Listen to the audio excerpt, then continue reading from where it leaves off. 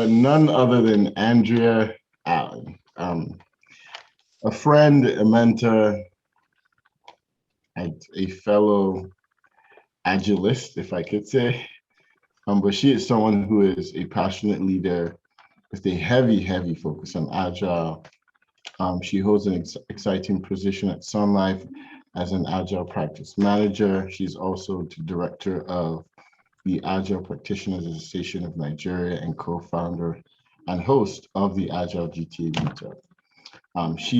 She has reshaped my mind in terms of what it means to be agile, but and also others, and also responsible, for being very innovative for the past 10 years in various industries such as retail, fintech, transportation, just to name a few. She's currently based in Toronto, Ontario, and Atlanta, Georgia. She began her career as an HR specialist with the business process outsourcing division of AON Hewitt, consulting companies, consulting with companies such as Air Canada, banks, you name it. You name the industry, she's definitely been in there. But all this to say is she's really passionate about people and technology. She doesn't play with her volunteer opportunities with nonprofit organizations, and she's currently volunteering one as the program manager and events coordinator. And like I said, my very own mentor and trainer, please help me welcome Andrea Allen. Hey, y'all. So, for those that don't know me, again, I have the most plainest name on the planet. It's not interesting. My name is Andrea Allen. Today, the topic is a little bit different than what we normally do at the Agile GTA, and it's called Agile Your Life, or hashtag Agile Your Life. And this is a story about how I used Agile in order to give me my life back. I'm looking at it from a very transparent perspective. So I will be sharing a lot of personal information with you guys. Um, by no means is this a recipe, but it's just to give you the insight into what I was going through, how I did things, how it helped me, and maybe to even encourage one of you guys to try to look into Agile if you're not already in it, or if you are an Agilist, to try to figure out how you can impact your life in a positive way by implementing some very basic Agile practices. So that's really what this little chat is all about. Now, if you're like, well, I've never used Agile in my personal life, you actually have. The last 18, 19 months of this pandemic, you have been Agile by force. You didn't have a choice. If you had to line up for groceries, then you were Agile by force. You have to get vaccinated. You have to get a vaccine passport. Your work is making you work from home and having all these Zoom meetings, and you've had to pivot one way or another, or whatever it is. You have experienced Agile, whether for positive or for negative in your life. The truth of the matter is that we are all in a global pandemic and a global crisis that currently doesn't see any end, but we have gotten used to it. I like to think that we are living in history. When people write about us 100 years from now and about this pandemic, they will no longer be talking about the Spanish flu. They're going to be talking about COVID-19. And I think in a weird way, it's kind of interesting and kind of cool. And the way that we handle things are going to dictate how people in the future handle things. So, congratulations. I am now coining you all agile. With that being said, I'm going to reveal a little bit about me. This is the foundation um, of my greatest successes and maybe also some of my greatest problems. I am an agile practice manager at Sun Life. I have several people that report to me. I have a large portfolio with a very engaging and active group that is in an organization undergoing a huge transformation. I also wear the hat of director of the Agile practitioners of Nigeria, and occasionally I help them set up events. I help to mentor people, especially people that are that are moving from the continent of Africa, really, not just Nigeria, into Canada, and helping them, write resumes and get jobs and network and things of that nature. Another part of my life that of a hat that I wear is that I'm the co-founder and host of Agile GTA Meetup. This meetup that we are here together at for an hour and a half, maybe 2 hours, and you can ask anyone on the team, takes weeks and maybe sometimes months of planning. And that takes time out of my day. In addition to that, I'm extremely involved in my local NGO, where I am the events programs manager at the House of Praise Mississauga. We put on events where we feed 12,000 to 15,000 people during Easter, or we have New Year's Eve concerts for 10,000 people for free, or we're sending, things to what we would consider third world countries, like supplies and soap or whatever it may be. And we're always helping and engaging the community. And I'm a planner and an executor of a lot of those community initiatives. And that's not including my personal life. So my dad is a massive Bruce Lee fan. And this quote, when I was facing some issues trying to figure out how can I balance it all, kind of started getting me thinking. And the quote is, the past is an illusion. You must learn to live in the present and accept yourself for where you are now. What you lack in flexibility and agility, you must make up with knowledge and constant practice. And that's a quote directly from Bruce Lee. Before I tell you and I jump to, hey, this is what I did to make my life agile, I'm inviting you on the journey, a very personal journey. What I was going through was the ability to not know how to say no. Pretty much this was me. I'm in high heels, trying to look fly, trying to balance everything. I was doing my second MBA. I'm trying to do a full-time job. I'm trying to manage a home. I'm trying to move up in my career. I'm trying to give back to the community, all these types of things, and nothing balanced at all. I encourage you to not be like me. Even at the time before I started working at Sun Life, I was working at Walmart Canada, and I was managing 12 plus agile teams. Some as a scrum master, some as an agile coach, others as just a mentor, making sure that they're meeting their deliverables and project requirements on time, on budget, and on scope. I was also training people within the enterprise on agile. I'm managing my home because the roof needs to be changed, or I need to mow the lawn, or I have to shovel the snow, or whatever it might be. In addition to that, I was attending all the baby parties, all the birthday parties, all the baby showers, all the weddings, all the family gatherings. And I was not putting anything into myself. There's a saying that says personal leadership is the kindling within. When when you fan the inner flame, you unleash what you're capable of. I was not feeling the flame. Let's just face it, the flame was out.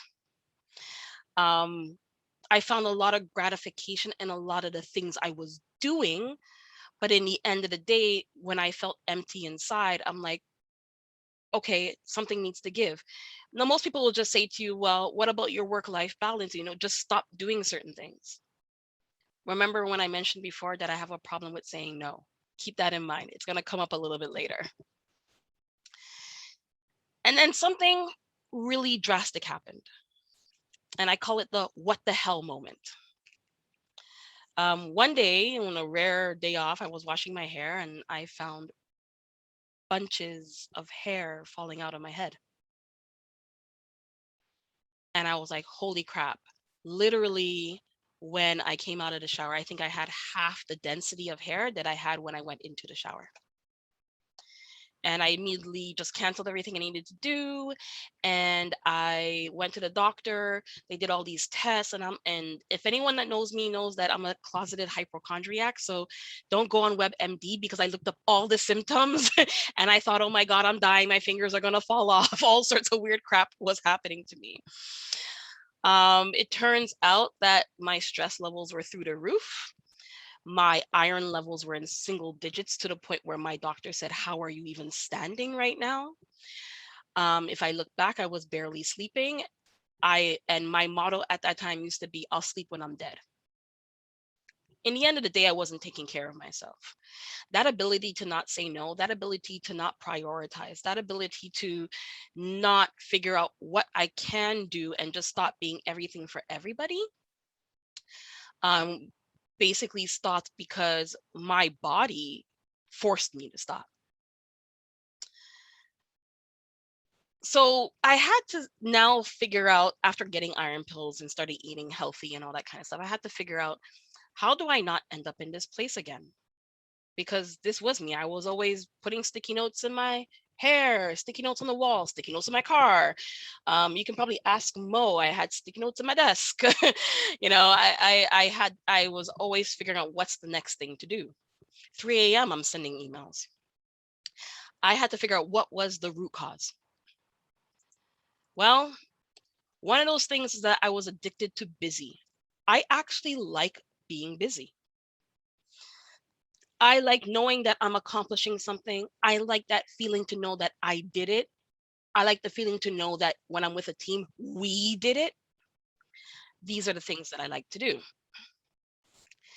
I also suffer from a fear of missing out, not in the traditional sense. I didn't need to be in everything, but I wanted to contribute to everything because I felt this is something that I can do.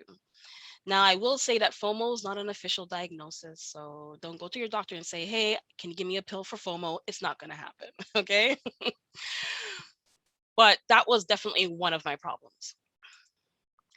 A second one of my problems is that even with all the amazing tools that I had trouble keeping up with my schedule. That should have been the first warning sign. When I'm double booked, triple booked, quadruple booked on things. And then I'm like, I'm supposed to spend 2 hours here, but I can only spend 45 minutes. I'm literally racing from Scarborough to Hamilton to go do whatever it is that I needed to do.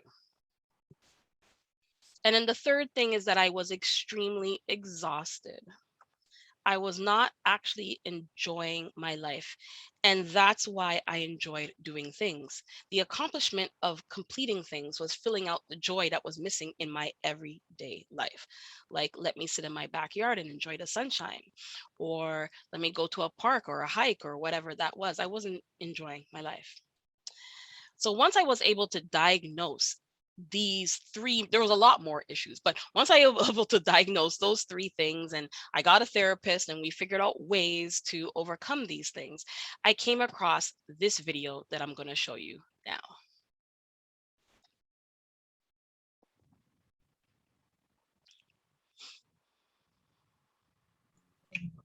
I don't think we can hear the video.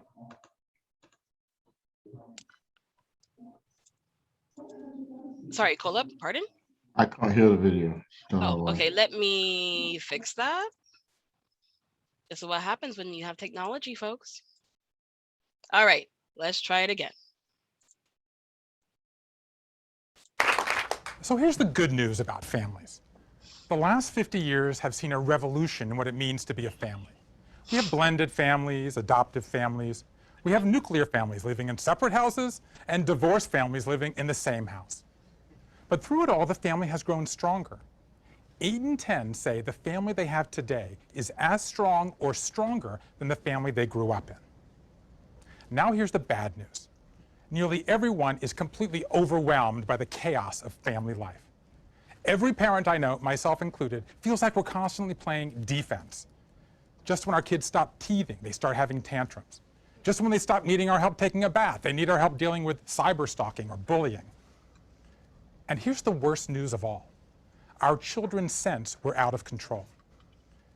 Ellen Galinsky of the Families and Work Institute asked 1,000 children, if you were granted one wish about your parents, what would it be? The parents predicted the kids would say, spending more time with them. They were wrong. The kids' #1 wish, that their parents be less tired and less stressed. So how can we change this dynamic? Are there concrete things we can do to reduce stress, draw our family closer, and generally prepare our children to enter the world? All right. So that video is a lot longer. It's a really great TED Talk.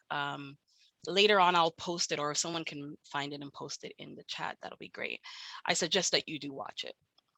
I realized that, #1, I was not the only one.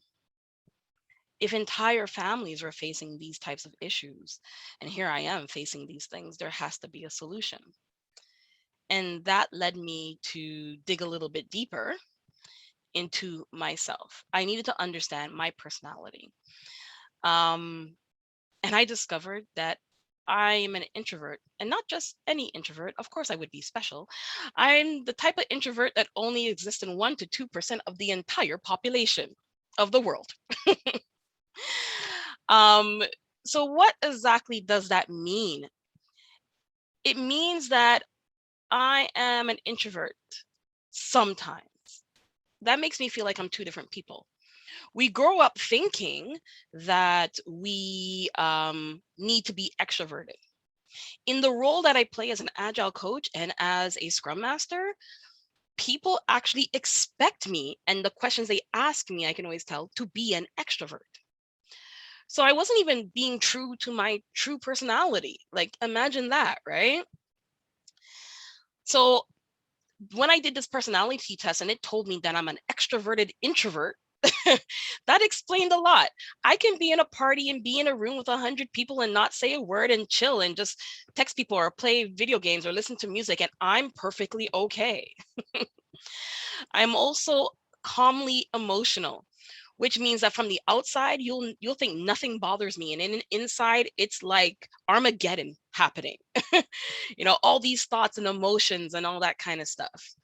I posted something on my IG earlier that said, introverts are very quiet on the outside, but very loud on the inside. And that describes me to a T. Because if you know half the stuff that goes through my mind, you would be surprised. In addition to that, I'm equally logical and creative. I'm a pessimistic optimist where I'm like, well, the glass is half empty, but make sure the glass doesn't crack. I'm that type of person. I can be an inconsistent communicator. This is something I struggled with all my life, and I worked very hard to overcome. I realized that people cannot read minds, so I need to open my mouth and speak. Also, I tend to fight for others and not for myself.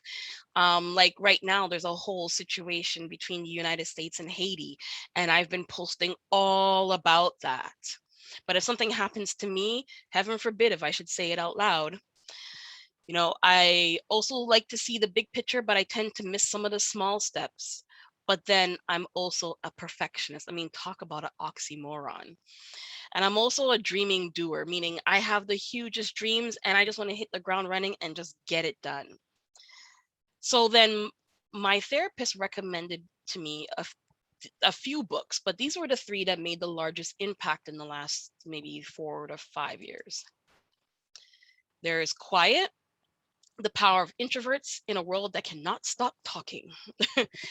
Surrounded by Idiots, all about people's personal behavior, human behaviors and things of that nature. I suggest if you're going to read that book, get it on Audible. It's much more fun. And of course, there is Leaders Eat Last, because of the role in the career that I was in. And at the time, that's what I was really struggling with, getting back in touch with myself and still being a leader in my organization. So now that I kind of did a little bit of the homework, figured out ways to not always say yes to everything, get back in touch with my true authentic self, I had to figure out how to maintain it. Well, this is how Agile was looking at me. If I'm honest, I'm an Agilist. I tell teams how to do all the things that I'm talking about. I also help teams to avoid all the pitfalls that I myself was falling into.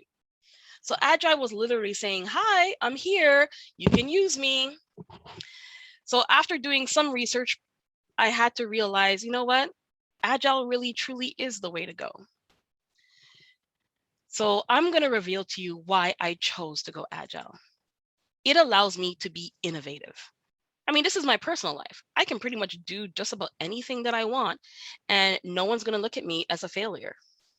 And Agile allows me that ability because I'm going to learn from everything. I also had nothing to lose. Funny little story is that why didn't I think about this before?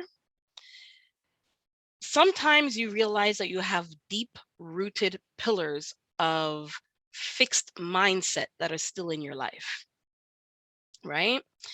One of the pillars or fixed mindsets that I had still that I didn't realize that was guiding my life that I still had despite being an agilist was that my work life and my personal life can never intermix. So I tell teams how to avoid certain things. I tell teams how to not do development on a non-sustainable pace. I tell teams about capacity. I talk to teams about failing fast, failing forward, but I wasn't taking any of my old advice because somewhere in the back of my mind, subconsciously, that's what I did for work. But should I do it in my personal life? And if I add it to my personal life, doesn't that mean that work never stops? I had to get rid of that in my mindset. Also, Agile is a mindset. So I needed to kick those fixed ideas to the curb because obviously my personal life was in freaking chaos. And then I needed to see me accomplishing my goals. Not the goal of seeing Agile GTA grow, not the goal of feeding 5,000 people, not the goal of having, 15,000 people show up to my free concert. I needed to see me going to the grocery store and not be in a rush. I needed to see me not paying someone to mow my lawn. I needed to see me do the laundry, fold it, iron it, and put it away all in the same day. These don't sound like lofty goals to people, but these are the things that was not happening. So I needed to make sure that I took back control of certain aspects of my life to know that I was living my life. So what's next? Well, like any agile team, you need a vision. If we try to focus on everything, we focus on nothing. And that's a quote by Andy Grove. I needed to start asking myself, what is my why? No matter what you're trying to achieve or experience in your personal life, you first have to ask yourself the hard question, which is why? Some of my whys were, what was my ultimate goal? How was I going to measure success? What is this going to look like in my life? What did I need to ask myself? And some of those things were the hard questions. Like I would write in a journal, Andrea, how are you going to make you happy today? And sometimes I didn't have an answer. Sometimes I did. And of course, like any agile team, I had to ask myself, who's going to be on my team? And then one of the most profound questions that I had to ask myself was, what are my deal breakers? Just because I'm pursuing something, if I hit a deal breaker, I made an agreement with myself that the minute I hit it, I was going to drop it. And then I had to talk myself into embracing my project because it was going to be one of the most important projects of my life. It was my life. So from there, I started thinking about what are the fixed mindsets that need to go so I can embrace a growth mindset, because excellence is not a destination. It is a continuous journey that never ends. And I had to embrace, like truly embrace that for myself. My life, my journey, it never ends. It can go right, left, north, south, east, or west, but it's mine. I should be able to dictate it. I shouldn't be living a life where things just happen to me. I'm trying to control it and dictate it so I can fulfill a fulfilling life. So after a month of reading books and white papers and trying all sorts of weird stuff, this was my framework. I had 6 questions. all in a recurring event. The first question I ask myself when I'm doing anything is, what really matters? The next question for me, which was actually one of the hardest questions, was who can help me? Because naturally, if I was doing all that stuff, I wasn't asking for help because I felt like I was a one-woman show. I had to get rid of the mindset that I am, superwoman. I had to get rid of that mindset. And then my next question was, what can I expect to get done? So as you know, in Agile, most people know, we have this meeting every single day called a daily stand-up. And there are 3 questions. I have a daily stand-up with myself. It's usually about 6:30 in the morning. So this is a hint to all my friends that are on here. Don't call me at 6:30. I'm not answering your phone because I'm having a stand-up with myself. And these are the 3 questions that I ask in that stand-up.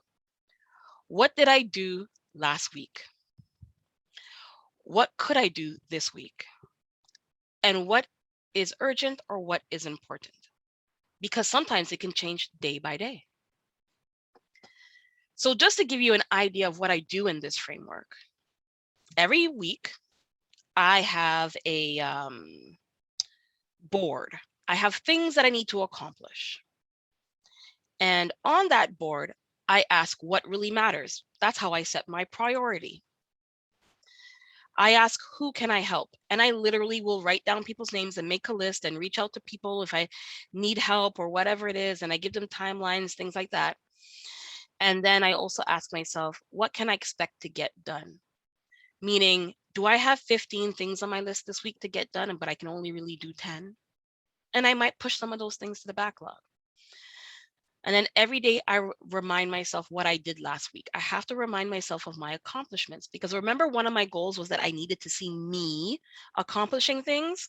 That reminds me that, hey, Andrea, this might be difficult what you're going through right now, but you've done it before and you'll be able to do it again. The next one is, what can I do this week? So again, I ask myself this question because maybe today is Wednesday. When I made the plan on Sunday to accomplish a particular thing, is that plan now in jeopardy on Wednesday? Maybe it's time to pivot. I ask myself that. And then I ask myself, what is important or urgent? Something that didn't have a high priority on Monday, by Friday might have a high priority, like, oh, I need to pay my cell phone bill. Oh, there's no more bread. I need to go shopping, whatever that is. I'm asking myself these questions in a continuous loop. At the end of the week, I have a retrospective. So for those that understand Scrum and Agile, I sprint. And I sprint once a week. And I have a retrospective. My retrospective usually consists of either me going out pre-COVID or me ordering from Uber Eats post-COVID, of any junk food that I want that doesn't fit on my diet. And I watch a movie online, usually through Cineplex or, Amazon Prime or Netflix, like whatever it is. I throw a party for myself. It's something I wasn't even doing. So I built that into my system. Because remember, I mentioned I wasn't enjoying life? Well, I accomplished 3 things out of the 15 things. Andrea, it's still a win. Here's your chocolate cake. Here's your Nando's. Here's the movie. Let's chill. Like this is my thing, right? And I'm also congratulating myself for sustaining this. Everything is not perfect. A lot of things have changed since I started this process, but this is the basic of my framework. When I incorporated other family members, I found the framework was even scalable. I have my niece using this framework and they have a stand-up 3 times a week. What are you going to do in school this week? What are you going to, what's important? I've been able to roll this out to other family members and they're finding success. So here's the kicker, guys. Most Agile teams have a team. This is what the team looks like: a product owner, scrum master, and development team. When you're embarking on this journey, this is your team. My team was me, myself, and I. The me is my inner product owner, where I will do all the work. I decide what really matters. I'm the one that's asking myself the tough questions. And if I don't have the answers, I research it, or I might, bounce an idea off of somebody.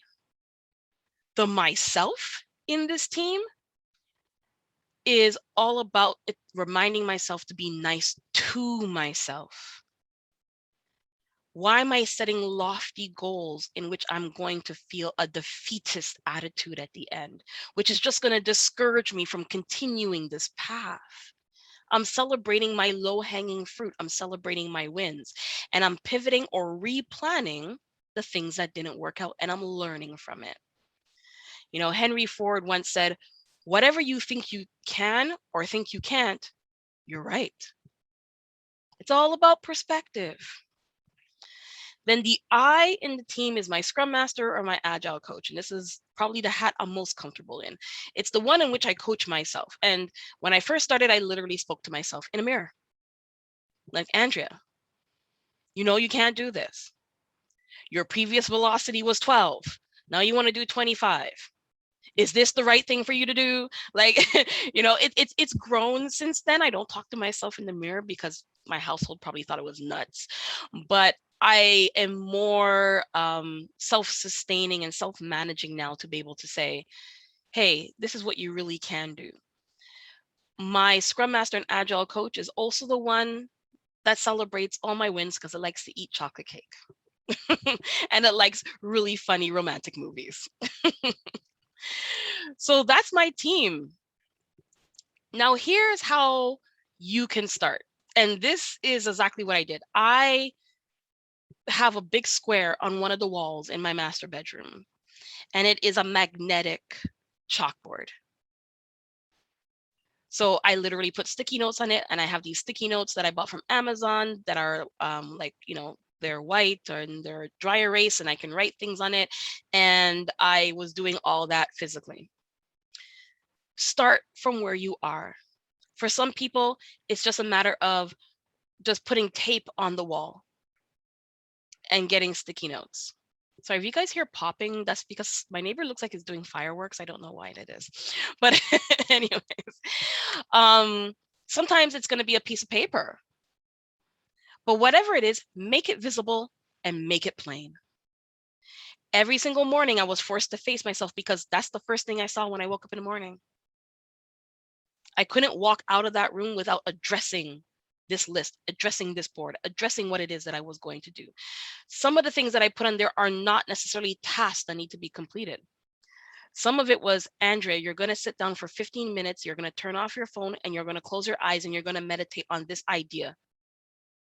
Sometimes it's go ahead and research how to get into that MBA program. Sometimes it's sit down and your team at work is having an issue and they really need to have some fun. What's a new thing that you can do? And I would list those things. Sometimes they were even as small as, Andrea, you need to vacuum the stairs. We know the vacuum is heavy, but you can do it. It will give you arm muscles. Like, that was my user story. And I would go ahead and do these things. Eventually, I graduated to online tools. So this is an example of what one of my online tools like Trello looks like. I no longer have that chalkboard on my wall because I redid my entire bedroom because of COVID, but I was able to move online and it gives me all these alerts. And now I have this terrible habit of picking up my phone, but it works. I've been able to graduate from making it visible, making it plain every morning, to now having a habitual habit of checking in on where I'm at. So this is my challenge to all of you. Ready, set, goal. Find out what it is that you want to improve in your life. Maybe it is the work-life balance. Maybe it is that you just want to improve your knowledge on a particular thing. Try out for Agile. Agree to try it out for a month. Write it down. Put the sticky notes on the wall. You might need an accountability partner. I didn't use one personally. Because I'm an introvert, as I told you, and I'm a very private person. But again, I had to put it on the wall because I became my own accountability partner. Ask yourself why you're doing this. Ask yourself what it is that you want to achieve. If it's for your kids, You know, put it there, put it plain before they leave the house. Make them move that sticky note.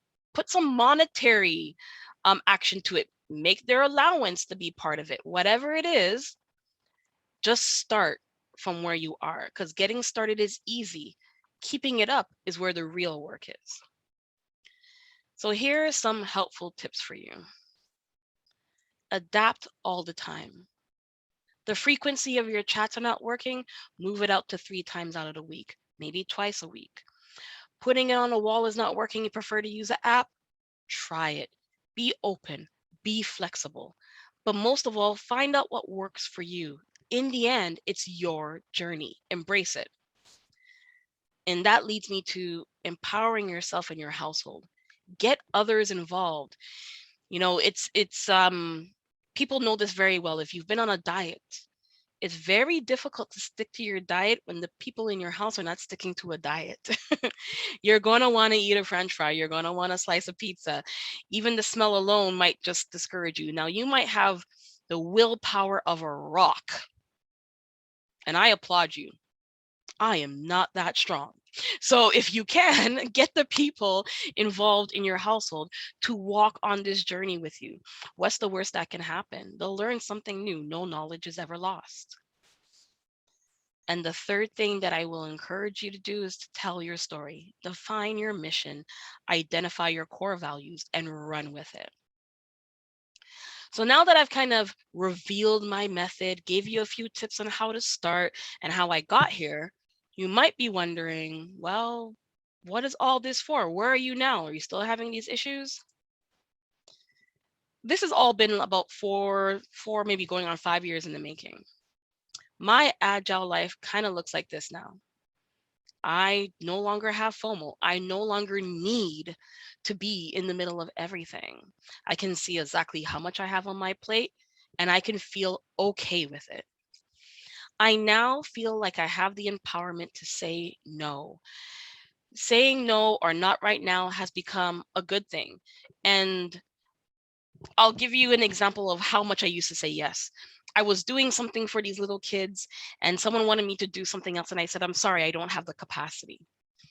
And they literally looked at me like I was speaking a different language, like, oh, but it's only this. And I said, I'm sorry, I don't have the capacity. And there was another person behind them listening to our conversation. And they said, but I know you can do it. And I said, no, I really can't do it. And then the person behind them had to get them to hear what I was saying by saying, I think she's saying no. Find someone else. That's how much I used to say yes. That even when I was saying no and I was trying to be polite, it's like they were looking at my face and no didn't belong to my face. That's how bad it was. So I have now found the courage and the bravery to say no. And sometimes I explain it and sometimes I don't. I'm like, you know what? No's no. And they're like, why? I'm like, it doesn't really matter why. I can't do it. Peace out. You know, that's it, right?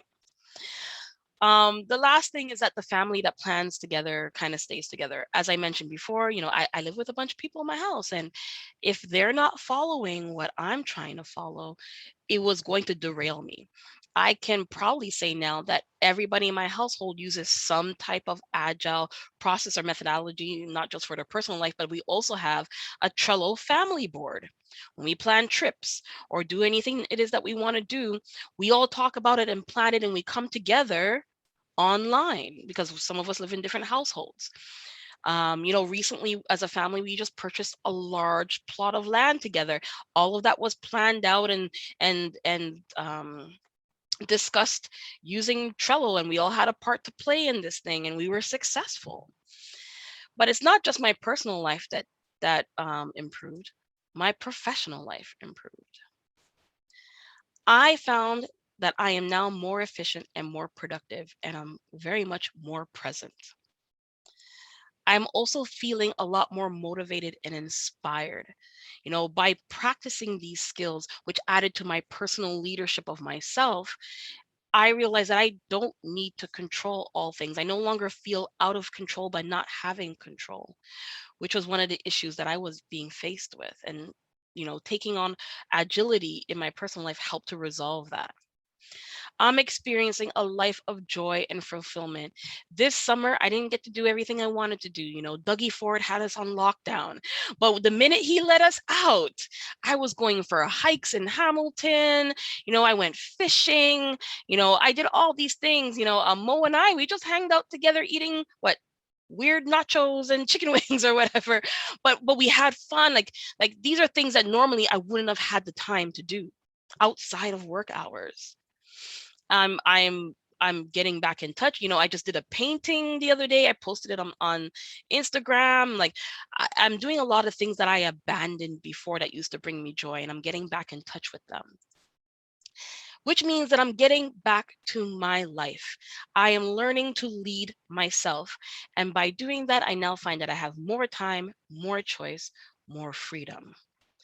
And ultimately, it's bringing me back to better results, because that's the whole goal. My number one goal in embarking on this journey was very simplistic. I literally wrote, my ultimate goal is to be happy. That's it. It wasn't to balance my bank account. It wasn't to get a promotion. It was just to literally be happy. And I can clearly say right now that I am a very happy person. I like my life. Is it perfect everywhere? No, it's not. But now I have the tools to tackle those areas and to get them to where I want them to be. So I'm going to leave you with this. If the plan doesn't work, change the plan, but never the goal. My goal was to be happy. And I've tried many different things, and I've pivoted, and I've employed a lot of different mindsets, but ultimately it was Agile that gave me my life back. So that's it, folks. Thank you for listening to me. I really, really appreciate it. This was a very naked talk for me because it talks a lot about the things I was going through, but I'm hoping that my story can help others and maybe spark some ideas on how you too can achieve what it is that you need to do. If you want to connect with me, here I am. I'm on the interwebs. You can reach me on IG. You can reach me on Agile GTA, LinkedIn at the Andrea Allen, and of course through this meetup.